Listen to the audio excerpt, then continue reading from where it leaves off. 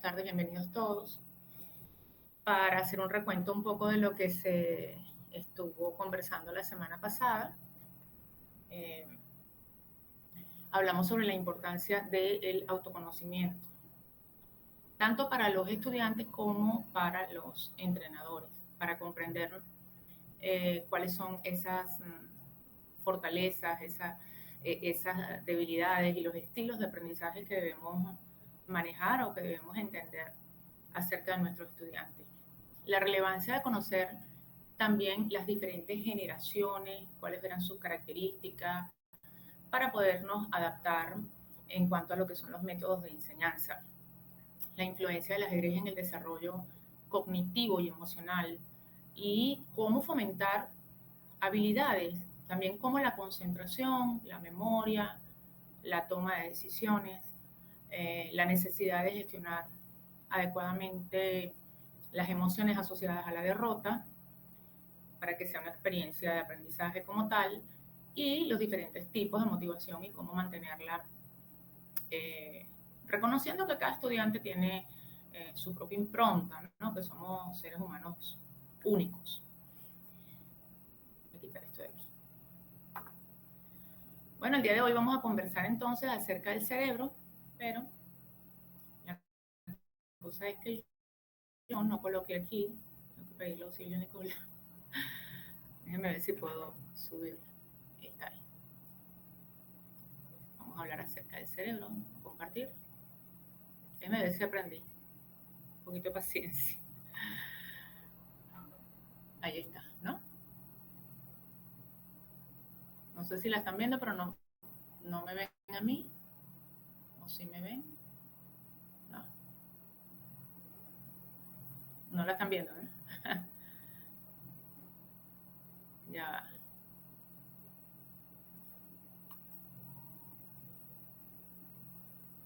Nicola. No sé dónde estás, me quedé colgada. Ahí está. Aquí sí. Ahora sí. Oye, lo logré, qué bien. Bueno, y vamos a hablar entonces de este tema. Vamos a hablar acerca del cerebro. El cerebro es el centro de control de nuestras facultades intelectuales, de nuestras facultades afectivas, lingüísticas y motoras. Cada parte del cerebro contribuye de manera única a esa compleja red de funciones que nos permite pensar, que nos permite sentir, aprender y actuar. Conocer el funcionamiento del cerebro aquí nos va a ayudar a identificar y a abordar las diferencias individuales en el procesamiento cognitivo y en la toma de decisiones durante el juego. Hay estudios que han demostrado que los expertos en ajedrez recurren a regiones específicas del cerebro durante una partida y esto nos lleva a la tarea de comprender estas áreas cerebrales y cuál es su beneficio para el entrenamiento, para la mejora del rendimiento en el ajedrez. Además, el ajedrez es conocido como el estimulador del crecimiento de las dendritas. Esto puede contribuir también al desarrollo cerebral y a la mejora de la concentración, a la creatividad, a la resolución de problemas. Las dendritas son parte de las neuronas y se encargan de recibir el impulso nervioso que transmitirlo al cuerpo de la neurona, ¿no? Y entonces la presentación de hoy tiene esa intención de proporcionarles a todos, como entrenadores de ajedrez, una base más sólida que puedan diseñar estrategias de enseñanza efectivas y para comprender mejor el rendimiento cognitivo de los estudiantes durante el juego. Vamos entonces a iniciar. Paso a la otra página. No sé. Un segundo.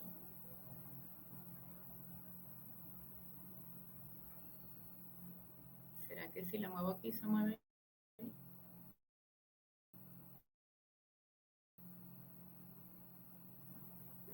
Que sí. Sí, ahora sí. Moverla un poquito más. Está muy más centradita.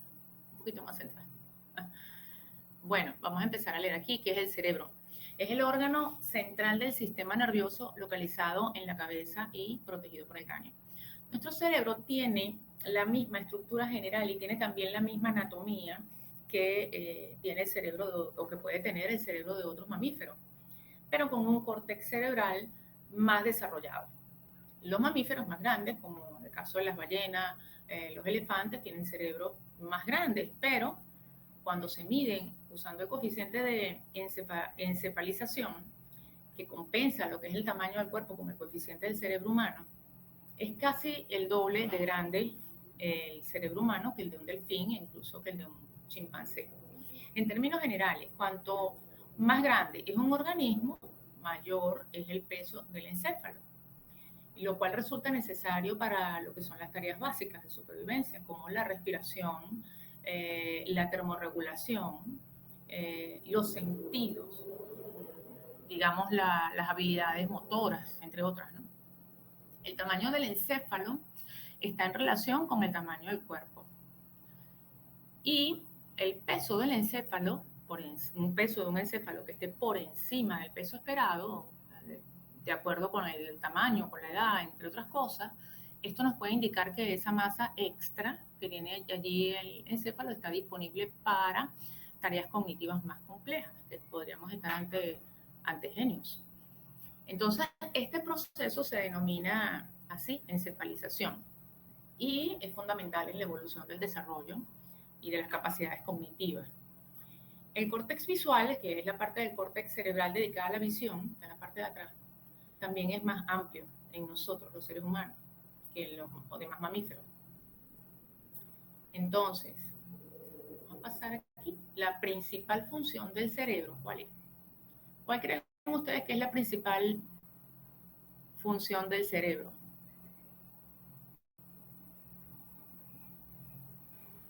Pueden intervenir por aquí. ¿Qué han escuchado?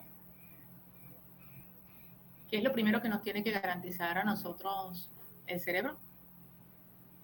La supervivencia. Sobrevivir. Esa es La la supervivencia, las principal relaciones función. con nuestro propio organismo, nuestras relaciones con el exterior, todo eso parte de lo que es el sistema nervioso, las funciones del sistema nervioso.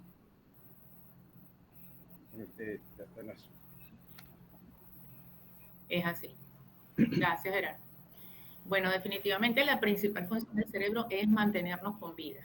El cerebro no quiere que nos muramos y hace todo lo posible por mantenernos con vida, e incluso por asegurarnos unos segundos más de vida en un caso determinado, entendiendo que esos segundos más de vida puedan generar una solución definitiva para que te mantengas con vida por un tiempo más prolongado.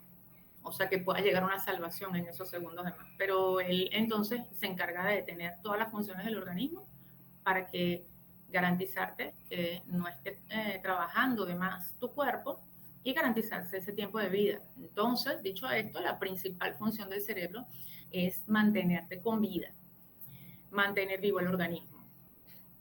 Todo lo que el ser humano piensa, siente y hace tiene que ver con funciones específicas del cerebro.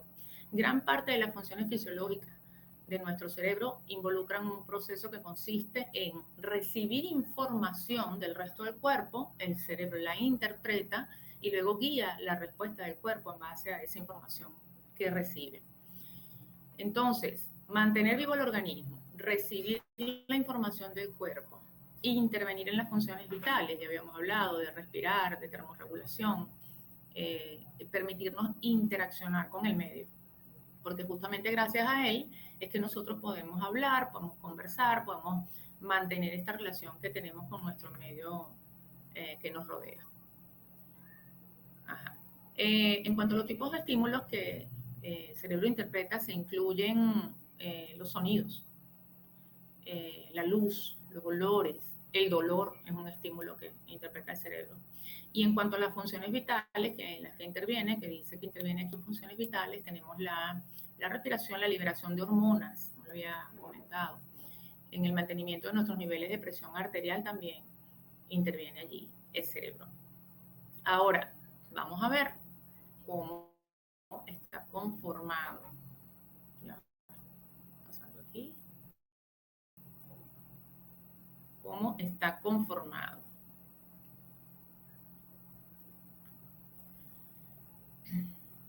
Está conformado, aquí vemos sistema nervioso central o neuroeje, sistema nervioso periférico o nervios periféricos. En los organismos más primitivos, el sistema nervioso está formado por una red de células neurales, mientras que nosotros, como resultado de una diferenciación o de un proceso pues ya de evolución y especialización, nuestro sistema nervioso se conforma en estas dos porciones que vemos acá, sistema nervioso central o neuroeje y el sistema nervioso periférico o nervios periféricos. El sistema nervioso central desempeña un papel fundamental en el procesamiento y el control de todas las funciones del cuerpo. Está compuesto por el cerebro, la médula espinal, actúan como el centro de procesamiento principal para todo lo que es el sistema nervioso y es responsable de percibir todos los estímulos del mundo exterior, de procesar la información, de transmitir impulsos a nervios, a músculos, y además coordina las funciones vitales del cuerpo como la respiración, como el movimiento, como las respuestas a emergencias, de quitarse de repente algún golpe, alguna cosa que nos lanzan. Entonces, nuestro sistema nervioso central es el supremo centro de comando del cuerpo humano, que está encargado de coordinar y de controlar todas las actividades y funciones del organismo. En cuanto al sistema nervioso periférico, este cumple varias funciones vitales en el cuerpo humano, como son, bueno, todos los nervios se ramifican desde el cerebro y la médula espinal que forman el sistema nervioso central. Entonces, si nosotros pensáramos, que es un ejemplo que es muy común de aplicar para poder entender el trabajo que hacen estos dos sistemas en nuestro cerebro, si nosotros hiciéramos la analogía del sistema nervioso central como una autopista, entonces estos nervios periféricos serían las avenidas y las calles subyacentes, secundarias, que convergerían en la autopista, o que alimentarían pues la autopista. Todas esas que conectan, o de las regiones que están más alejadas en la periferia del cuerpo. Y entonces, pero estas vías del sistema nervioso periférico permiten que estos impulsos eléctricos viajen hacia y desde las regiones más distantes del cuerpo. Entonces, el sistema nervioso periférico desempeña un papel crucial en la transmisión de estímulos sensoriales y de estímulos motores. Funciona a través de los nervios receptores distribuidos en todo nuestro cuerpo, recolectando estos estímulos, transmitiendo información. Además, el sistema nervioso periférico se divide funcionalmente en el sistema autónomo o involuntario y el sistema somático o voluntario. Y estos sistemas están compuestos por nervios con funciones sensitivas y con funciones motoras y mixtas. Vamos a ver ahora las conexiones. Ya va.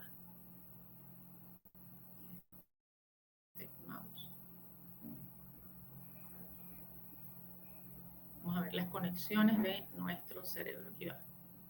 Vamos a ver si lo... Está muy grande. Aquí, hasta acá.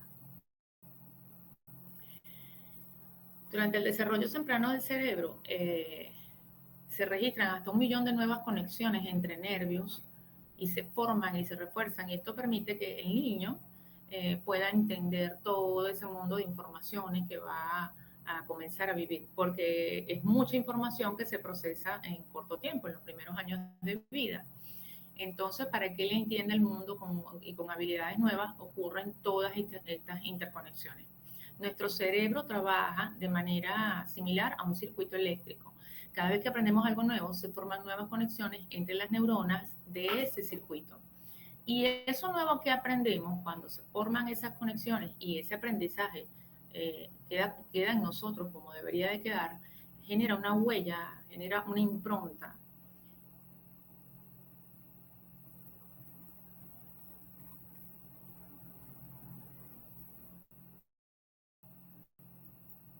Ya vamos a ver aquí que el cerebro se divide en dos partes. Si ustedes quieren comentar cuáles son esos hemisferios del cerebro, si los conocen mientras busco aquí la otra página. Ahí voy.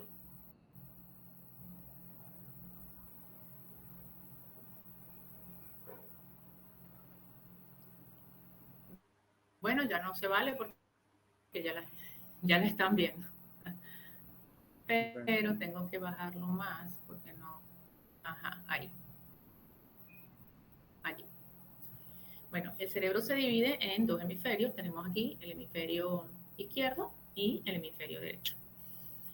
Ambos hemisferios son absolutamente necesarios e importantes para coordinar las funciones del cuerpo, entre las que destaca el aprendizaje, que es lo que estamos trabajando en el módulo y lo que estamos trabajando en el diplomado en términos generales, ¿no? El hemisferio izquierdo, como vemos allí, el responsable de la razón, la lógica, el lenguaje, el conocimiento acumulado. En tanto que el hemisferio derecho controla la imaginación, la creatividad, la intuición y procesa la información. Ambos hemisferios están conectados entre sí por una estructura que está en el centro del cerebro y que lo divide en dos. Si alguno tiene conocimiento de cómo se llama, nos lo puede compartir. Cuerpo calloso, creo. Exactamente, el cuerpo calloso. Este cuerpo calloso está formado por millones de fibras nerviosas. Entonces, durante el proceso de aprendizaje, el hemisferio derecho se encarga de procesar todo lo que es la información novedosa y desarrolla el papel fundamental en la adquisición de lo que son nuevos aprendizajes. Toda esta parte que vemos aquí de la imaginación, de la creatividad, de la intuición, del procesamiento de la información. Entonces, el hemisferio izquierdo participa en todos los aspectos que son relativos al lenguaje, procesa la información de forma secuencial. Entonces, cuando ambos hemisferios se desarrollan de forma conjunta, la destreza cognitiva y el aprendizaje alcanzan niveles óptimos. ¿Y cómo creen ustedes, mis queridos entrenadores, que se logra el desarrollo conjunto de ambos hemisferios cerebrales?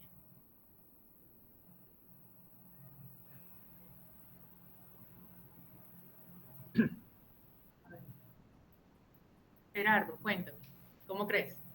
Bueno, a través del procesamiento de información, el ajedrez, nuestro deporte, ayuda en ese sentido, porque estimula tanto el razonamiento lógico como la imaginación y la creatividad. Bueno, y entonces toda esa información la procesa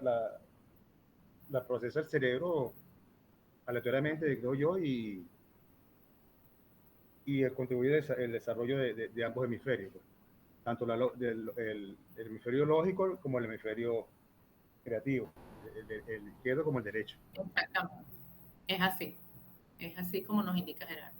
Se logra a través de una variedad de actividades y de ejercicios, obviamente, que estimulan tanto un hemisferio, tanto el hemisferio izquierdo, tengo el derecho como el derecho, y estas actividades obviamente incluyen el ajedrez. Y es por eso que hoy estamos trabajando y observando el cerebro. Porque el ajedrez pone a trabajar ambos hemisferios del cerebro para poder identificar lo que son los patrones y utiliza el izquierdo para la identificación de patrones y el derecho para toda la parte de la creatividad y de la intuición. Y también se puede desarrollar, por supuesto, con la práctica de otras actividades, como los juegos de memoria que habíamos hablado la semana pasada, como la resolución de problemas matemáticos, por ejemplo, ejercicios de razonamiento lógico, cuando hacemos lecturas y después que hacemos una lectura tenemos que hacer una síntesis de eso que se leyó, estamos poniendo a trabajar todo el cerebro. También cuando realizamos actividades físicas, algunas actividades físicas sobre todo que requieren de concentración visual, la mayoría requiere de ellas, ¿no? Pero que requieren de ese control de acciones motoras y entonces allí todo el cerebro funciona. Todas son útiles para fortalecer conjuntamente ambos hemisferios cerebrales, para estimular de manera integral ambos hemisferios y, por supuesto, esto nos va a permitir desarrollar recursos internos, ser más resolutivos, aprender mejor y percibir de una forma más completa las cosas que se suceden a nuestro alrededor. Entonces, la información, el conocimiento, el aprendizaje se transmite de un hemisferio del cerebro a otro a través de esa estructura llamada cuerpo calloso, que está formada por millones de fibras nerviosas. Estas fibras nerviosas son blancas y este cuerpo calloso conecta ambos hemisferios cruzando la línea media del cerebro y transfiriendo información de un lado a otro. Gracias a esas fibras, los hemisferios izquierdo y derecho pueden trabajar juntos y coordinar lo que son sus funciones para un procesamiento óptimo de la información y del aprendizaje. Fíjense la importancia de nuestra actividad en el funcionamiento del cerebro. Es algo para que tenemos que reflexionar muy bien, porque nuestra actividad trabaja directamente con el desarrollo del cerebro de nuestros alumnos. El ajedrez estimula nuevas conexiones neuronales, promueve el uso de ambos hemisferios cerebrales y todo esto, por supuesto, contribuye al desarrollo cognitivo y a la capacidad de reconocer patrones. Y estas habilidades cognitivas son fundamentales para el aprendizaje y para el desarrollo intelectual de nuestros atletas. Vamos a seguir entonces viendo aquí la siguiente página. Un poquito de paciencia. Ahí voy. Aquí está. La corteza cerebral, sabemos ya que está dividida en los hemisferios izquierdo y derecho, pero en esta ocasión vamos a ver los lóbulos. Lo que pasa es que si pongo uno no pongo otro. Bueno, vamos a poner primero el frontal. Vamos a ponerlo más chiquito. No quiero quitarles tanto tiempo. Bueno, sabemos que la corteza cerebral es casi simétrica. Casi se puede dividir a la mitad de manera simétrica. Se divide en los dos hemisferios que ya vimos anteriormente, que son el derecho y el izquierdo. Convencionalmente los científicos han dividido al cerebro en 4 lóbulos: frontal, parietal, occipital y temporal. Sin embargo, esa división es por la estructura real de la corteza cerebral. No es realmente, sino la división se hace en realidad es porque los huesos del cráneo que la protegen tienen esa demarcación. Y las diferentes áreas de la corteza están involucradas en distintas funciones comportamentales y cognitivas. Entonces tenemos que, por ejemplo, en el lóbulo frontal, que aquí vemos la lista de características que nos ayuda a afrontar o con las cuales nosotros nos encontramos. Este lóbulo es el más moderno de los lóbulos evolutivamente hablando, porque es el que ha alcanzado, digamos, una mayor evolución en todo lo que ha sido la parte evolutiva, valga la redundancia, del hombre, del desarrollo evolutivo del hombre. Entonces, este lóbulo controla estas varias funciones como la resolución de problemas, pensamiento creativo, juicio, intelecto, atención, comportamiento, reacciones físicas, pensamiento abstracto, movimientos coordinados, músculos coordinados, personalidad, y tiene esta área de Broca. La área de Broca, está la fase de Broca, es donde se desarrolla el lenguaje. Esta área es donde se da la producción lingüística y la producción oral. Luego vamos a ver cómo bajo aquí para ver el otro, ya va, para el lóbulo parietal. ¿Por qué? No se puede ver todo. Parietal acá. El contenido del lóbulo parietal se centra. ¿Vuelvo por acá? Ajá. Se centra en el movimiento, en el cálculo, en la orientación, en ciertos tipos de reconocimiento. Y si se produjera una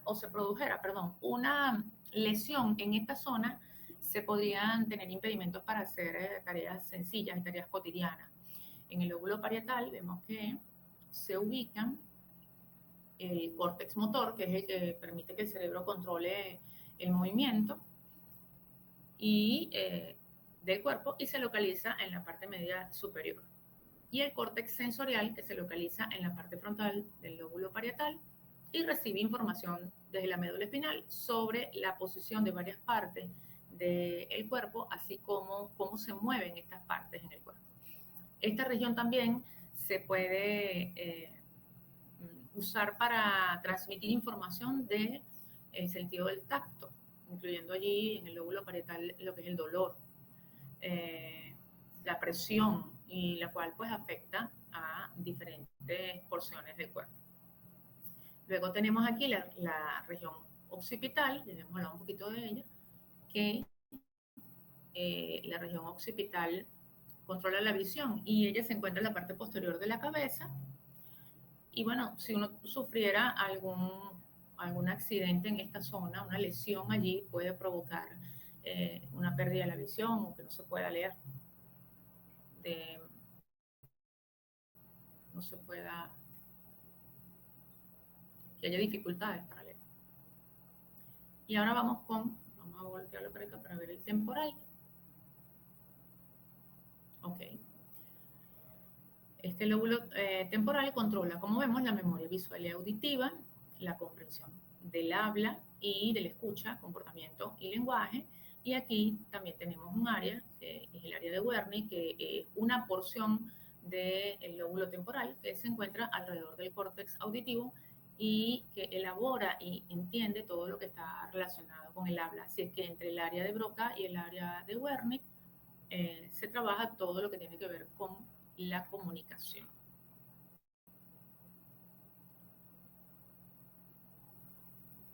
Vamos a pasar a la siguiente. Vamos a ver metabolismo, peso y capacidad.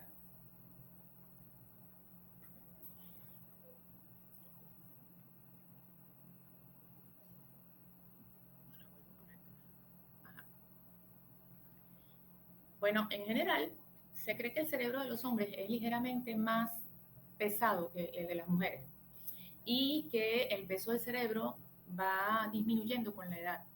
Por ejemplo, el cerebro de un recién nacido pesa alrededor de 400 a 500 gramos. Y al aumentar la edad, el peso disminuye de 2.7 gramos en los hombres y 2.2 gramos en las mujeres cada año. Pero eso es como a partir de, o aproximadamente a partir de los 25 años de edad, que es cuando el cerebro humano comienza a experimentar cambios en su desarrollo, aunque se ha sugerido que el cerebro alcanza su madurez alrededor de los 25 años. Es importante destacar que el cerebro siempre está en un constante cambio y en un constante desarrollo a lo largo de toda la vida. Los estudios han demostrado que incluso en edades avanzadas, a los 97 años, el cerebro sigue produciendo neuronas.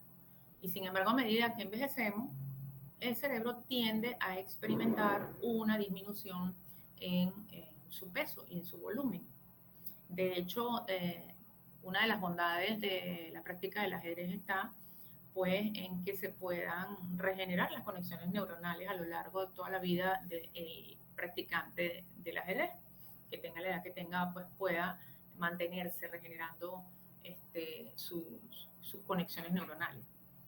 A la edad de 80 años, el cerebro promedio humano ya ha perdido alrededor del 15% de su peso original. Y esta pérdida de peso cerebral está asociada a un declive en la estructura de las neuronas y en las conexiones entre ellas. Por lo tanto, si bien el proceso de pérdida de peso del cerebro comienza alrededor de los 25 años, es importante recordar que el cerebro sigue experimentando cambios y desarrollo a lo largo de toda la vida. Otro tip a tener en cuenta para ampliar esta información es que por cada centímetro más de altura que tiene la persona, pues el peso del cerebro aumenta 3,7 gramos de media. Ahora bien, sabemos que el crecimiento humano es un proceso dinámico y que varía en intensidad a lo largo de diferentes etapas. No es posible determinar una edad exacta en la que las personas dejan de crecer, pero sí siempre hay un promedio, hay una aproximación que está relacionada, porque el crecimiento está relacionado pues con la pubertad y con la maduración de los cartílagos de crecimiento. Pero en general, la mayoría de los hombres terminan su crecimiento alrededor de los 16 años, poco más o menos. Algunos pueden seguir creciendo algunos centímetros más adicionales hasta los 18 años o más. Y en el caso de las mujeres, el crecimiento suele detenerse alrededor de los 17 años, siempre igual, con su salvedad. Ajá, vamos a leer aquí. El metabolismo dice, entre el 60 y 80% de la energía que consume el cerebro se dedica a mantener la conexión entre las neuronas y el resto se dedica a responder las demandas del medio, las demandas que le hace el propio cuerpo. Pero le dedica entre un 60 y un 80% a mantener esas conexiones neuronales. Entonces nuestro cerebro consume 10 veces más energía de lo que debería, teniendo en cuenta el tamaño. Según las investigaciones más recientes, el peso promedio del cerebro humano adulto es de alrededor de 1.400 gramos y tiene un volumen promedio en los hombres de 1.260 centímetros cúbicos y en las mujeres de 1.130 centímetros cúbicos. Bueno, el peso que tenemos aquí aproximado es de 1.400 gramos. La capacidad aproximadamente 100 billones de neuronas y cada una de ellas tiene 1.000 conexiones. Tienen 1.000 o más conexiones. Aquí leemos que el cerebro está formado por esta aproximación de 100 billones de neuronas y que estas conexiones que realizan estas neuronas se les llama sinapsis. Estas son conexiones que realizan con otras neuronas. Las fuerzas de esa sinapsis dependen de la experiencia. Cuando dos neuronas a cada lado de una sinapsis se activan, esa conexión se hace más fuerte. Entonces, para poder adaptarse a la fortaleza de la nueva conexión, la dendrita de una de las neuronas se hace más grande. La sinapsis está relacionada con el aprendizaje, con la memoria. Y bueno, vamos a hablar un poco más adelante acerca del tema de la memoria nuevamente, pero está a partir de la visión desde el cerebro. Y a medida que las conexiones neuronales se hacen más fuertes, se afianza lo aprendido y lo recordado. Eso se queda afianzado, se queda impreso. La pregunta sería, ¿de dónde obtiene el cerebro la energía necesaria para su correcto funcionamiento? ¿Qué piensan ustedes?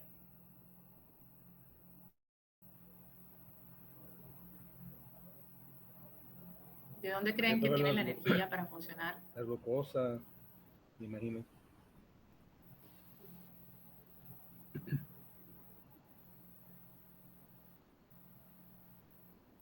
La pregunta es, ¿de dónde tiene el cerebro la energía? ¿De dónde obtiene el cerebro la energía para poder funcionar correctamente? A través del riego sanguíneo, a través de la función de la sangre, que también transportar los nutrientes a todas las células del cuerpo. Y bueno, y la mayor parte se va hacia el sistema nervioso, pues, hacia lo que es el cerebro. La glucosa es parte, creo que alguna vez leí que la glucosa es parte de esa energía que necesita el cerebro, el sistema nervioso.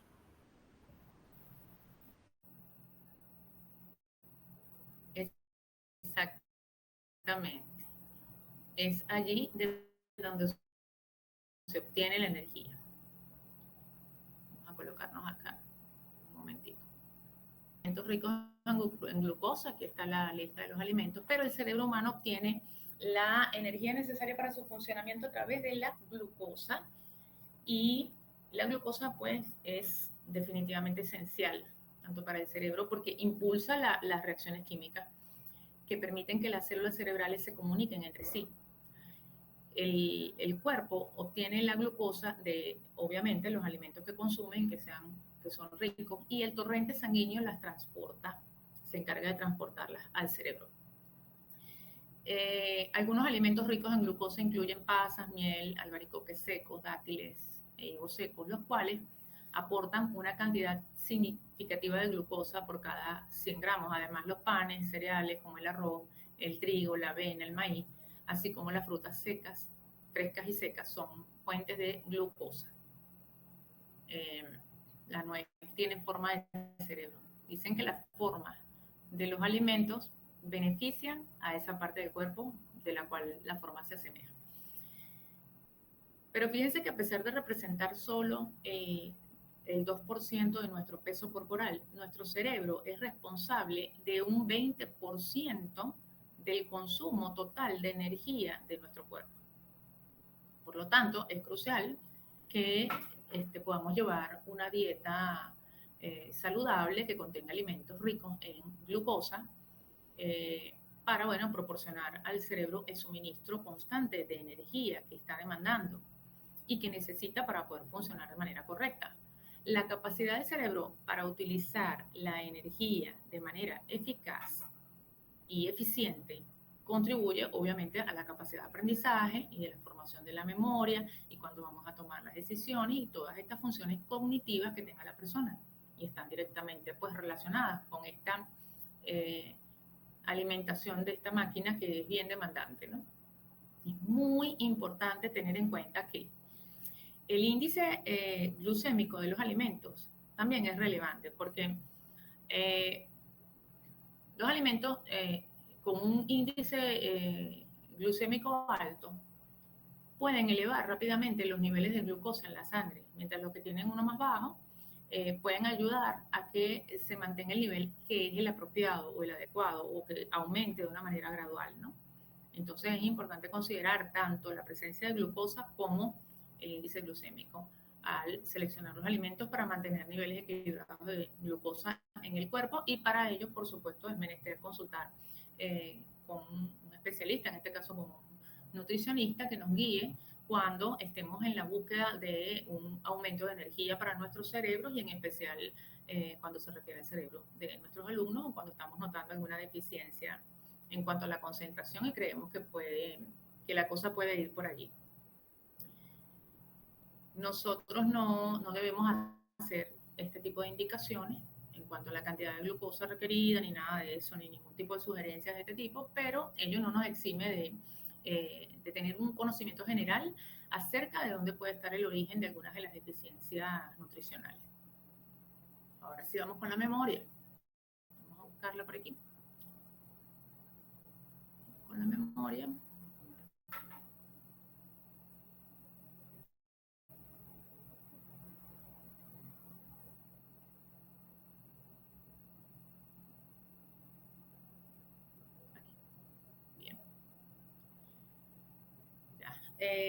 Durante el entrenamiento de ajedrez es importante reforzar varias actividades cerebrales que son fundamentales para el desarrollo de las habilidades que son necesarias en el juego. Y algunas de esas actividades incluyen la memoria de trabajo, memoria episódica y semántica. La memoria de trabajo es un sistema cognitivo que permite mantener y manipular temporalmente la información relevante para llevar a cabo algunas tareas que son de tipo cognitivo y además que sean complejas, como se utiliza la memoria de trabajo en la vida diaria. Nosotros lo utilizamos para recordar una lista de compras. Por ejemplo, si tenemos en la mente una lista, vamos a hacer un mercado y tenemos en la mente una lista corta de compras de 4 o 5 productos, pero no los anotamos. La memoria de trabajo funciona mientras nosotros estamos repasando mentalmente lo que tenemos que comprar y buscamos de estante en estante el producto, el alimento que vamos a adquirir en el supermercado. Entonces, en ese momento se activa esa parte de la memoria de trabajo. Así que ella mantiene activo los elementos de la lista en la mente, pero mientras tanto está buscando en las estanterías. Entonces nosotros podemos hacer lo que normalmente cuando pequeños, si nos enviaban a hacer un mandado, íbamos repitiendo una y otra vez la lista de las cosas que había que comprar. Qué sé yo, pan, azúcar, leche, pan, azúcar, leche. Eso se llama un bucle fonético. Entonces uno va repitiendo estas cosas hasta que logra traerlas. Allí estamos activando esta memoria de trabajo. También cuando estamos resolviendo un puzzle o un rompecabezas, o cuando estamos resolviendo problemas matemáticos, que requieren que nosotros utilicemos esta memoria de trabajo, porque hay una fórmula matemática que aplicar. Tenemos que continuar y que seguir los pasos que se nos indicaron cuando nos dieron la explicación de este problema. Y bueno, por supuesto, eso se hace para llegar pues, a soluciones finales. Cuando queremos llegar a una solución de un tema final, activamos la memoria de trabajo. Cuando seguimos instrucciones paso a paso, por ejemplo, cuando cocinamos una receta y sabemos que la importancia que tiene que los ingredientes se vayan agregando de una manera específica y en una cantidad puntual. Entonces, cuando estamos haciendo este tipo de trabajo con una receta, estamos trabajando con la memoria de trabajo, valga la redundancia. Y cuando escuchamos o comprendemos un discurso o una conferencia, la memoria de trabajo se utiliza para mantener activamente la información relevante mientras se procesa y se integra con nueva información que se está recibiendo.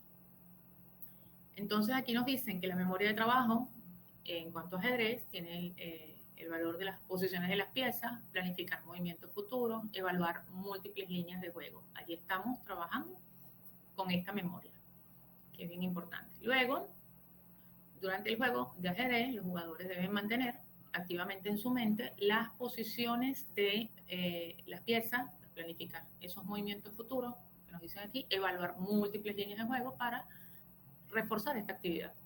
Los jugadores pueden practicar resolviendo problemas de ajedrez que requieran retener y manipular información a corto plazo. Luego, la memoria episódica.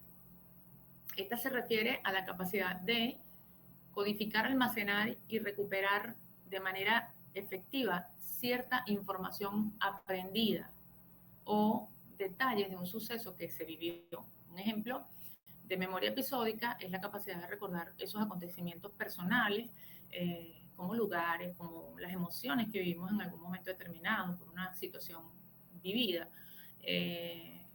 un momento especial, un momento específico, ¿no? Entonces allí activamos la memoria de ese episodio, por eso el nombre de episódica. Y la memoria semántica hace referencia a los conocimientos generales, esa parte semántica que aprendemos sobre el mundo, sobre las personas, sobre toda esa información que hemos acumulado a lo largo de nuestras vidas. Un ejemplo de ello podría ser el conocimiento general sobre algún hecho, sobre partes de la historia, sobre algunas ideas, sobre algunos significados en particular, cuáles son los conceptos de tales o cuales cosas, y relacionado todo eso, relacionado pues con el mundo, como el significado de las letras, el conocimiento sobre el uso de los objetos cotidianos, lo que nosotros sepamos para qué sirve cada una de las cosas que nosotros utilizamos diariamente, apela pues a una memoria de tipo semántico. También las fechas importantes están allí relacionadas con la memoria semántica. Aquí nos dice que la memoria episódica y semántica trabaja con almacenamiento de patrones de juego, estrategias y tácticas. Durante el entrenamiento de ajedrez, la memoria episódica se pone en práctica al recordar y analizar las partidas anteriores, así como recordar movimientos específicos realizados en esas partidas previas. Los jugadores pueden revisar y pueden estudiar partidas clásicas, memorizar aperturas, memorizar finales, analizar posiciones tácticas y estratégicas para poder desarrollar una base sólida de conocimientos en la materia. Entonces, este proceso implica recordar eventos específicos, situaciones pasadas relacionadas con el juego, lo que activa esta memoria episódica. En cuanto a la memoria semántica, se ejercita durante el entrenamiento de ajedrez cuando aprendemos y comprendemos los conceptos, las reglas generales del juego. Los jugadores tienen que adquirir un conocimiento profundo de los principios, de los conceptos del ajedrez, como las reglas de los movimientos de las piezas, las estrategias de apertura, entre muchos otros. Entonces, este tipo de conocimiento general sobre el juego y sus elementos constituye un ejercicio de memoria semántica, de memorias semánticas. ¿Ustedes han oído hablar sobre el sistema límbico? ¿Tienen por allí alguna información sobre este sistema?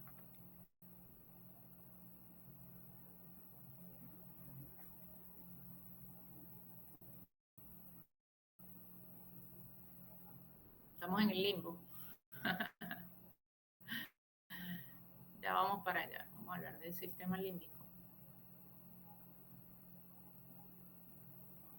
Aquí lo tenemos. Ya va que me... Listo, ahí se ve bien, ¿no? Sí. Bueno, el sistema límbico es un conjunto de estructuras cerebrales complejas que se ubican alrededor del tálamo y por debajo de la corteza cerebral. Está involucrado en la formación de la memoria, en el control de las emociones, en las motivaciones, en diversos aspectos de la conducta, en la iniciativa, en la supervivencia del individuo, en el aprendizaje. Y es por ello que vamos a analizarlo hoy, sobre todo en todo lo tocante de las emociones, porque es algo que tenemos que tener en cuenta para la potencialidad de las fortalezas de nuestros atletas que sepan tener una buena gestión emocional. Entre las estructuras que lo componen se encuentran el hipotálamo, aquí vemos el hipocampo, la amígdala cerebral y el cuerpo mamilar del hipotálamo. Además, el sistema límbico en particular, el hipocampo y la amígdala, están involucrados en la formación de lo que es la memoria a largo plazo y se asocia muy de cerca con lo que tiene que ver con las estructuras olfativas. Por lo tanto, el sistema límbico desempeña un papel fundamental en la regulación de las emociones y en la toma de decisiones también. En cuanto al tema de la memoria a largo plazo que les comenté ahorita, esto es un mecanismo mediante el cual podemos almacenar información por un periodo prolongado de tiempo. La información almacenada en la memoria a largo plazo suele ser más fácil de recordar. De hecho, cuando las personas creen que pueden tener Alzheimer, una de las primeras manifestaciones es que pierden la memoria a corto plazo, lo que acaban de hacer. Pero las cosas que se quedaron afianzadas, los recuerdos a largo plazo, se mantienen durante un tiempo. Pero como esta es una enfermedad degenerativa, pues entonces ella va va avanzando, ¿no? Entonces, de un momento en que la persona puede llegar a quedarse sin recuerdos. Pero la memoria a largo plazo es la última que se pierde, por eso es la más fácil de recordar. Algunos ejemplos de memoria a largo plazo que nosotros utilizamos en la vida cotidiana, recordar un episodio de la infancia, recordar que cuando presionamos un botón se puede encender o se puede apagar un dispositivo. Recordar cómo manejar una bicicleta, aunque tengamos mucho tiempo sin hacerlo, pero que ya lo habíamos aprendido, entonces son cosas que pues suelen no olvidarse. De hecho, muchas veces la activación de la memoria está relacionada con las fechas, ¿no? Cuando nosotros recordamos la Navidad, si nosotros nos referimos, por ejemplo, a recordar un día particular, 4 de enero del año tal, difícilmente, a menos que esa fecha esté asociada con un cumpleaños, con una actividad especial, la persona pueda recordar qué estaba haciendo. Pero cuando se refiere a la Navidad por años, sí tenemos esa capacidad de almacenar la información año tras año de lo que vivimos para esos periodos especiales y por muy a largo plazo que sean. Entonces, esta memoria a largo plazo contiene una información que nosotros queremos o que de alguna manera necesitamos evocar de forma consciente, de forma voluntaria, cuando tenemos que recuperar cierta información para aprobar un examen, por ejemplo, para recordar llamar a un familiar, que era algo que teníamos pendiente. Entonces, la repetición constante de movimientos y posiciones durante el entrenamiento del ajedrez ayuda a consolidar en nuestros alumnos esta memoria a largo plazo. Como ya sabemos, esto es crucial para recordar lo que son estrategias, patrones, movimientos específicos durante partidas futuras. En niveles de élite mundial, los mejores ajedrecistas tienen memorizado un complejo y abundante árbol de aperturas de ajedrez, de sistemas de juegos, de esquemas, de estrategias, de movimientos temáticos y de partidas jugadas por ellos o por otros. Y esto demuestra pues la importancia de desarrollar esta memoria a largo plazo. Continuamos entonces con un punto importante de nuestro sistema límbico, es que desempeña, como habíamos dicho, un papel crucial en la formación de las emociones, en lo que es la regulación del estado de ánimo, la memoria y la percepción sensorial. Y en esa parte del cerebro se forma y se controlan principalmente todo lo que tiene que ver con nuestros sentimientos y nuestras emociones. ¿Ustedes creen que este sistema puede ser de alguna manera alterado, el sistema límbico? Cualquier opinión es válida. Si creen o no creen.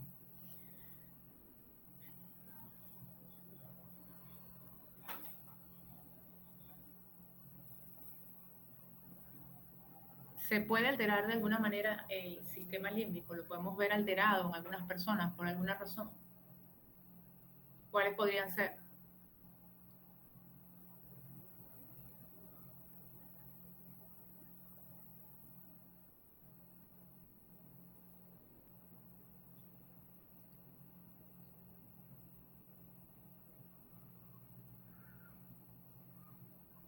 Bueno, les comento que el sistema límbico puede efectivamente sí verse alterado por diversas circunstancias, tales como trastornos neurológicos, por ejemplo, si hay lesiones cerebrales, si la persona ha tenido alguna enfermedad de tipo mental y otros factores. Los trastornos pueden provocar un deterioro del sistema límbico, que incluye la esquizofrenia, el trastorno por déficit de atención, que hoy en día está muy en boga o ha sido más visibilizado, ¿no? Siempre ha estado, pero ahora está más visibilizado, el TDAH, problemas de memoria, epilepsia, entre muchos otros.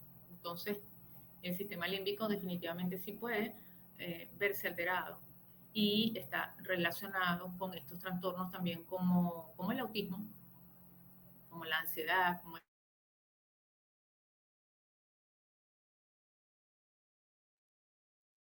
Lamentablemente la clase terminó porque se le fue la luz a Solángel. Entonces tenemos que cortar la transmisión ahorita. Así que bueno, que pasen un feliz fin de semana.